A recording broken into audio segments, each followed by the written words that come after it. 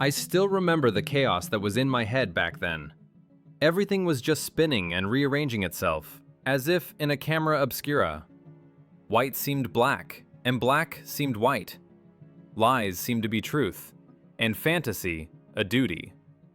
These lines from Ivan Turgenev's novel Rudin are usually seen as a vivid description of the hero's turmoil. But what if this isn't just a literary metaphor? What if these words are the key to understanding an entire era, and the old optical device that inverts images is the perfect symbol for our investigation? What if the great writer, known for his unparalleled realism, unknowingly documented a world that we have lost? A world that official history prefers to ignore. We are used to seeing Russian classic literature as a fixed monument, a collection of plots and characters for school analysis. But beneath the glossy surface and the patina of time, there are astonishing pieces of evidence hidden. Details, facts, and descriptions that simply do not fit into the accepted picture of the 19th century. Turgenev's novels appear not just as works of fiction, but as a kind of documentary snapshot of a past reality, artifacts full of strange anomalies and technical inconsistencies. If you read carefully, casting aside the usual cliches, the pages of his books begin to speak another language, revealing a world far more complex and technologically advanced than we are led to believe. This is not just reading, it is an investigation. Together, we will walk through the pages of his works, collecting these clues, slips of the tongue, casual phrases, descriptions of landscapes and technologies. Each detail is a thread that, when pulled, can begin to unravel a tangle of historical contradictions. We will see how the writer, striving for maximum authenticity, recorded what surrounded him, and these records look like science fiction today. This is a journey into a past that turns out to be nothing like what the textbooks describe. And the first, most obvious anomaly that catches the eye is the world itself, the very environment in which his characters live and act. Let's see how Turgenev saw and captured it. Let's start with the novel Rudin, where the events take place around the 1830s. Turgenev, with his attention to detail, paints a landscape that seems almost mythical today. It is a world where witnesses of an ancient, mighty nature are still alive. Near a long-vanished estate stand two enormous pine trees, like two silent sentinels, in whose high greenery the wind perpetually hummed and gloomily roared. These are not just trees, they are monuments, remnants of something majestic. But even here, in this world, the signs of decay are already visible. Nearby lies a decrepit oak forest, long dead and dried up. Rare gray skeletons of enormous trees rose like mournful ghosts above the low undergrowth. Pay attention to the adjectives: enormous, immense. Turgenev emphasizes a scale incomparable to what we see now. He describes the last fragments of a world of giants, a world of mighty forests that is turning into ghostly ruins before his generation's eyes. This creates a feeling of farewell to something irretrievably lost. But the very existence of these giants in the 1830s is recorded as an indisputable fact. And now, as if taking a step forward in time, let's open the novel Fathers and Sons. The year is 1859. Only about 25 years have passed, and the picture that the same author paints for us is changed beyond recognition. It is striking in its desolation. The places they pass through could not be called picturesque.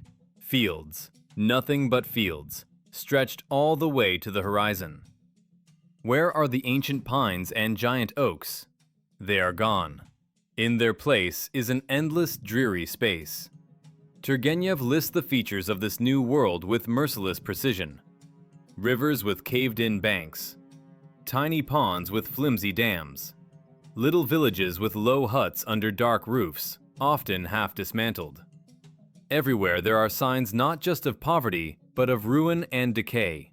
Tilted crosses in ravaged cemeteries, emaciated cows greedily snatching grass from ditches, Even the remaining trees are wayside willows with stripped bark and broken branches, standing like beggars in rags. But the most devastating, most eloquent detail in this picture is one simple phrase dropped by the characters. They complain about the heat, and one of them remarks, "You know, there's no shade in the garden." And he gets a confirmation. That's true, there's no shade. Think about that. A complete absence of shade. This means a complete absence of mature, tall trees capable of providing that shade. In just over 2 decades, the world of giant forests has turned into a scorched, treeless plain. This is where the main, baffling question arises. Where did entire ecosystems disappear to? What kind of cataclysm could so radically and irrevocably change the landscape of an entire country in such a short historical period, the span of a single generation? The usual explanation of deforestation for industrial or agricultural needs doesn't account for such total and rapid degradation. Turgenev's descriptions don't speak of planned land development, but of the consequences of some large-scale disaster that left behind dismantled roofs and caved-in banks. Why is the world of Rudin, which still remembered the grandeur of nature, so strikingly different from the devastated world of fathers and sons? What exactly happened in the period between the 1830s and the late 1850s?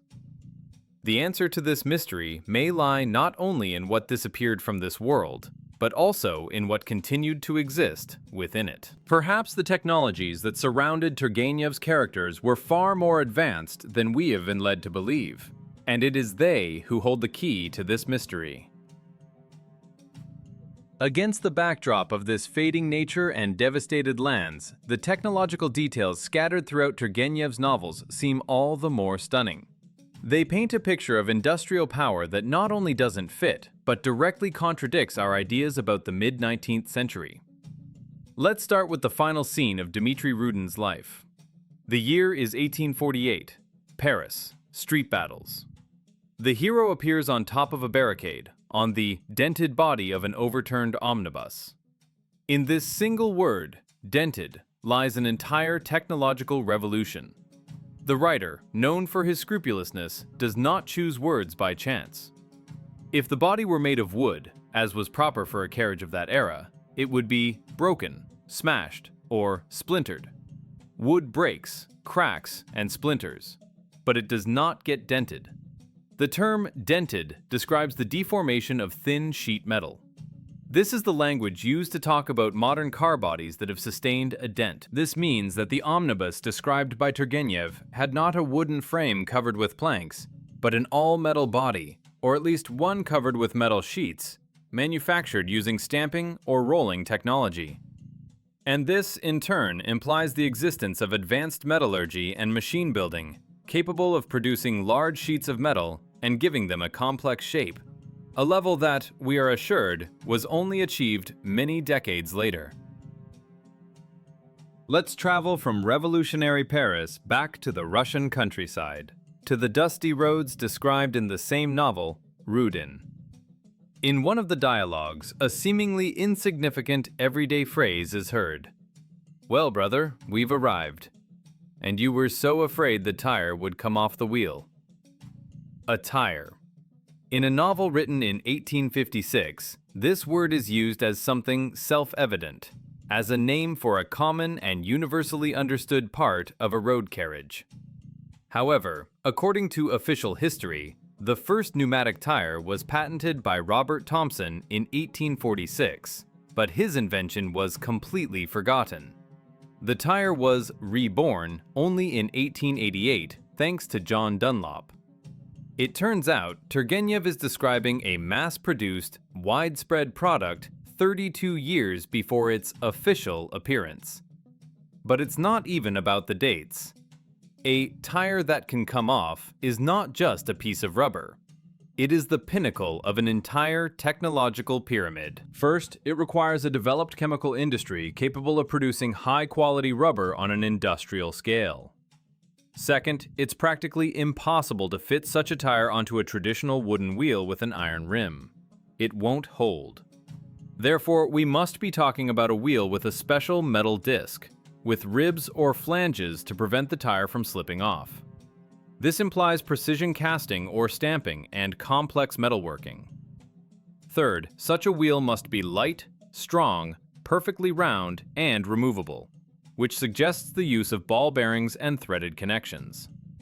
What we have here is a complete technological cycle, from chemistry to precision engineering, which, according to Turgenev, was already successfully operating in Russia in the mid-19th century.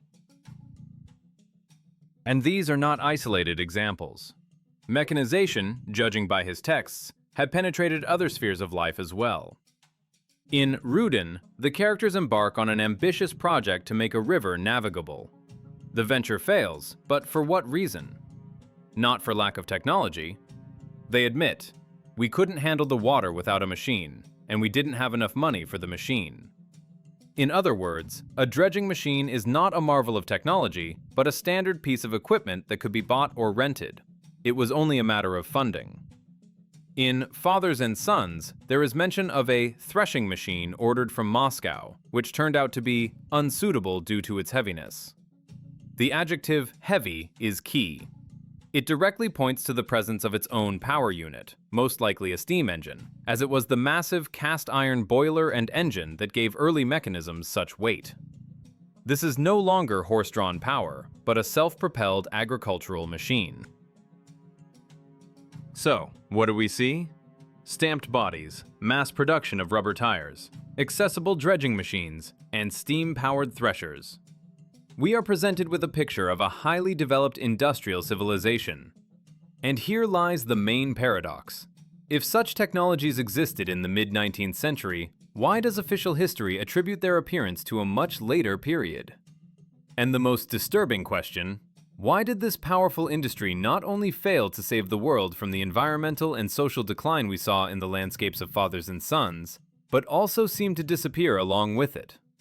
It feels as if we are observing two parallel processes, the rapid degradation of nature and the simultaneous decline of advanced technologies. It seems something terrible happened. Some global catastrophe not only destroyed the giant forests and laid waste to entire regions, but also dealt a crushing blow to the industrial potential, setting technology back by decades. And Turgenev, as an impartial witness, left us traces of this event as well.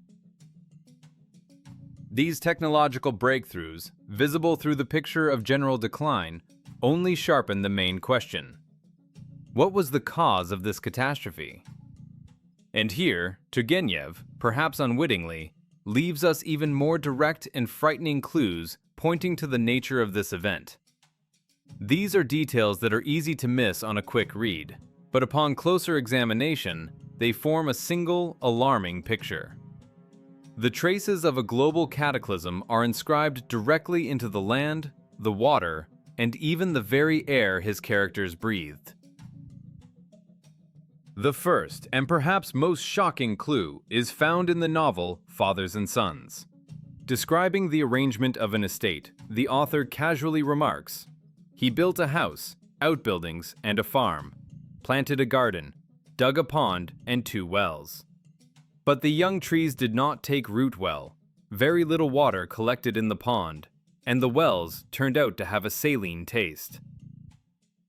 Let's pause on that last phrase. Wells with salty water. Where does salt come from in fresh water?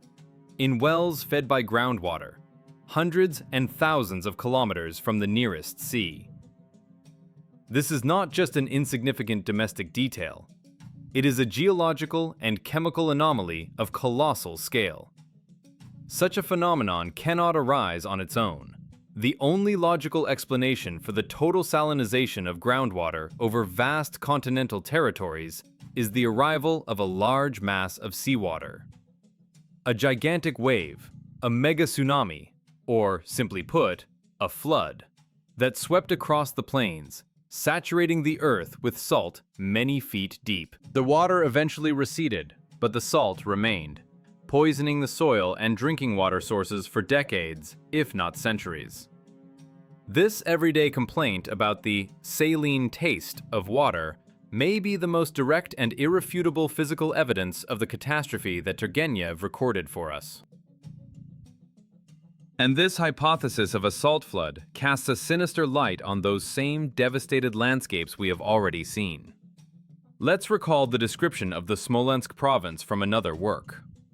Brother, I have never met nature more talentless and poorer. In the Smolensk province, there are places like this, sand and nothing more, and occasionally, grass that no animal will eat. And where is the famous Russian black soil, the most fertile soil? It's gone. In its place is sand, and grass that animals won't eat. This is a classic picture of the consequences of soil salinization. Salt kills the fertile layer, turning the land into a desert. Only specific, often poisonous, salt-tolerant plants can survive in such conditions, which livestock ignore.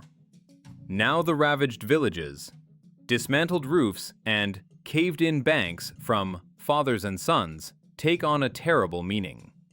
These are not just signs of economic decline, they are traces of survival after an ecological disaster. Dead, salt-poisoned land cannot feed people. This leads to famine, desolation, a mass exodus of the population, and the destruction of infrastructure. The picture painted by Turgenev is not a metaphor for a spiritual crisis, but a documentary testimony of a post-apocalyptic world. But the changes may have affected not only the land and water.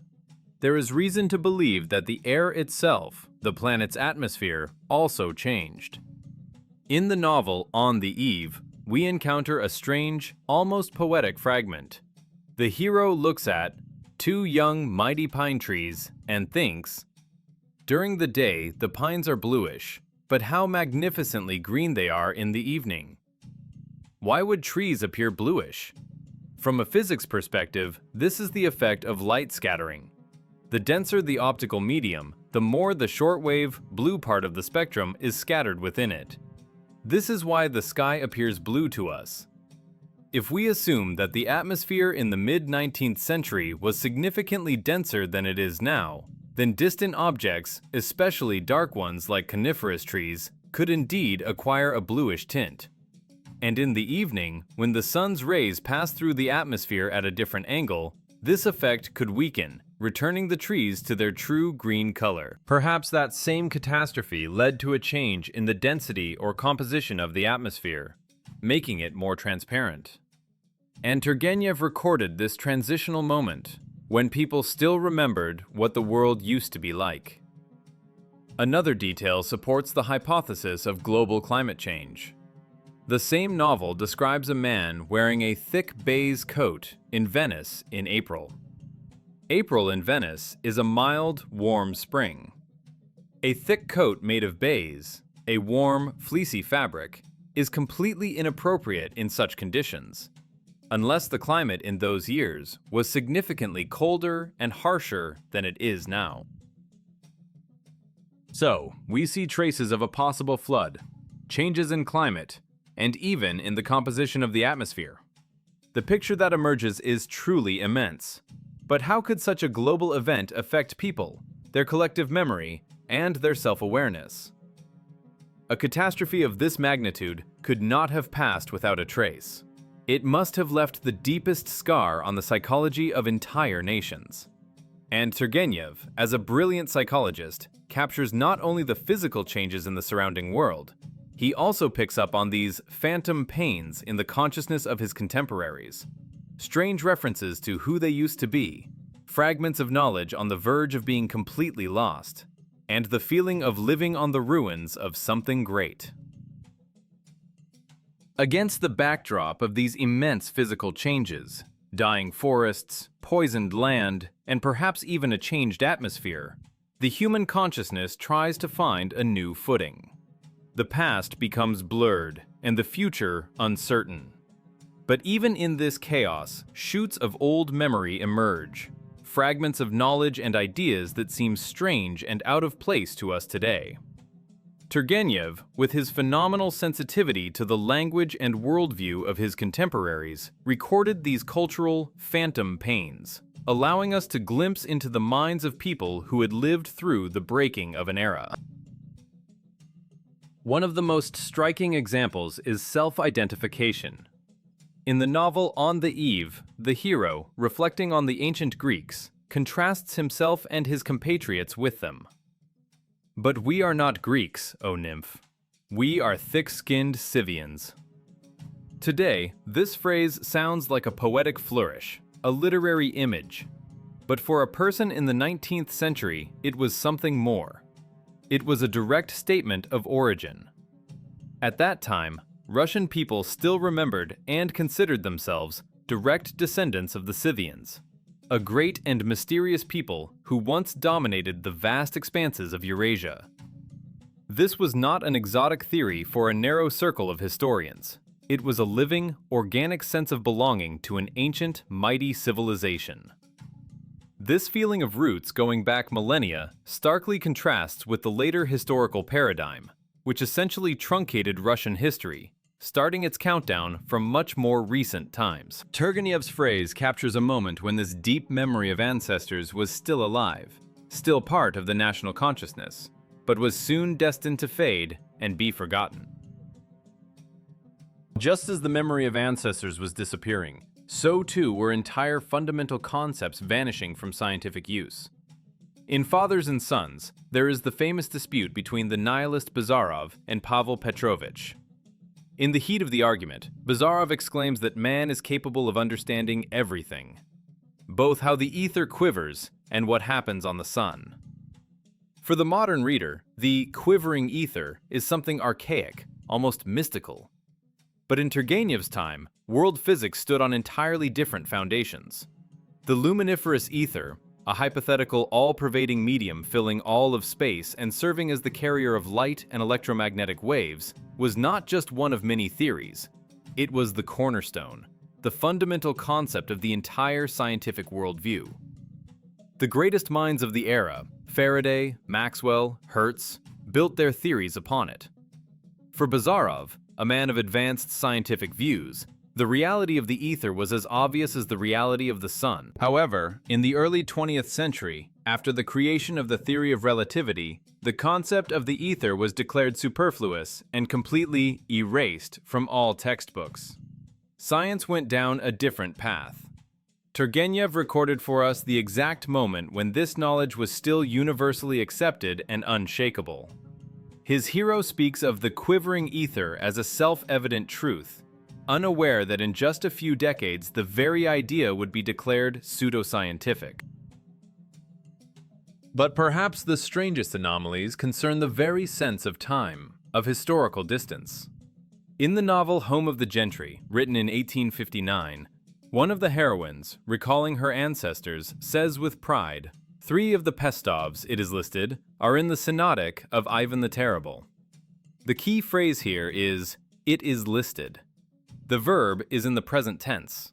The Synodic, a memorial list, was compiled in the time of Ivan the Terrible, that is, 275 years before the events of the novel. By all rules of language and logic, one should have said, "were listed," or "were recorded."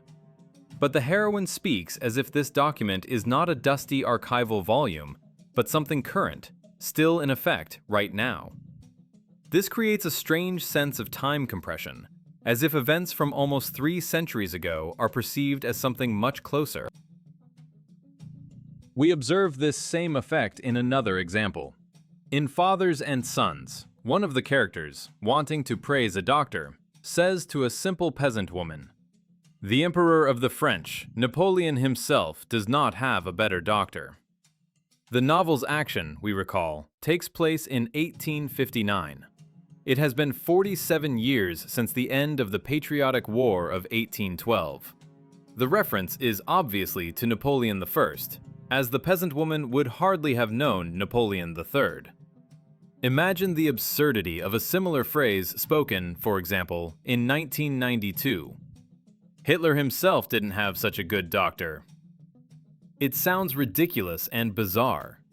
mentioning the commander-in-chief of an enemy army from an event nearly half a century ago as a current example for a common woman from the countryside is a marker of a completely different perception of time. For Turgenev's characters, the War of 1812 is not an event from history textbooks, but something living, almost yesterday's news. One gets the impression that either the historical chronology in their minds was different, shorter, or the catastrophe they had endured so distorted their perspective of time that the recent past seemed incredibly distant, while the distant past, on the contrary, seemed very close. So, we have gathered a lot of evidence. Remnants of a gigantic, mighty natural world. Traces of highly developed but forgotten technologies. Physical signs of a global catastrophe that changed the face of the planet. And finally, fragments of old memory in people's minds. Memories of great ancestors, of lost scientific knowledge, and of a completely different flow of time. Now that all these scattered pieces of the puzzle lie before us, it is time to try to assemble them into a single, coherent picture, and see what kind of past is truly hidden behind the lines of the great Russian novelist. So, having followed the tracks left by Ivan Turgenev, we are piecing together a completely new, unfamiliar picture of the past from scattered fragments. It is a world that history textbooks ignore. Let's look again at the entire chain of our discoveries. We began with the landscapes. The majestic world of Rudin, with its enormous trees and remnants of ancient forests, stands in stark contrast to the desolate, treeless plains, devoid of shade, in Fathers and Sons.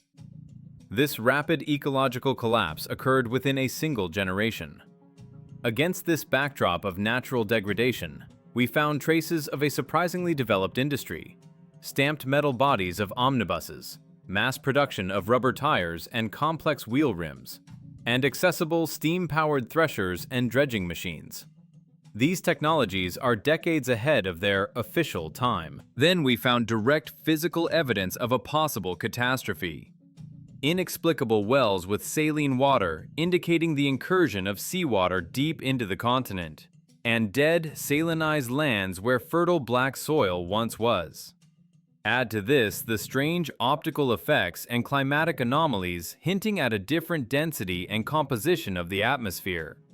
And crowning this picture is human memory holding fragments of the past, a living sense of kinship with the Scythians, fundamental scientific knowledge about the ether that would soon be lost, and a disoriented, distorted sense of time that makes the distant past feel almost present.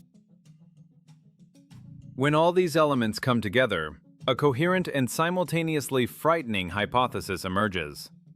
The world before the mid-19th century was different. It was a highly developed civilization with a mighty nature, giant forests, and possibly even a different climate and atmosphere. But at some point, probably in the period between the 1830s and the 1850s, a global catastrophe occurred. Perhaps it was a flood, a gigantic wave that swept across the continents, bringing with it salt water, destroying forests, poisoning the soil, and devastating infrastructure. This cataclysm dealt a crushing blow to the existing world order, setting technology far back, causing famine, desolation, and mass degradation. The world we see in Turgenev's later novels is a post-apocalyptic world, a world of survivors trying to build a new life on the ruins of the old one. And in this context, the role of Ivan Turgenev himself appears in a completely new light. He is not just a chronicler of noble estates, or a psychologist of superfluous men. As a brilliant realist artist with unique powers of observation and honesty, he recorded this great turning point for us with photographic accuracy. Unwittingly, he became the chronicler of a dying world. His pages capture the last giant trees, the last working mechanisms of a bygone era, the last echoes of old memory in people's minds. He showed us the world that was dying before his eyes, and the new, desolate world that was being born from its ruins. The very world that we mistakenly take today for the original 19th century. Of course, we have only lifted a corner of the veil on this mystery. Our small investigation is just the beginning of a long journey. How many more similar clues, codes, and anomalies are hidden in the pages of Gogol, Tolstoy, Dostoevsky, and other great writers who, like Turgenev, were honest witnesses of their era? Perhaps the time has come to reread the books we've known since school, but with a completely different, more attentive and inquisitive eye. To read them not as fiction, but as an encrypted chronicle, as a priceless testimony of the world we have lost. And who knows what other astonishing discoveries await us on this path.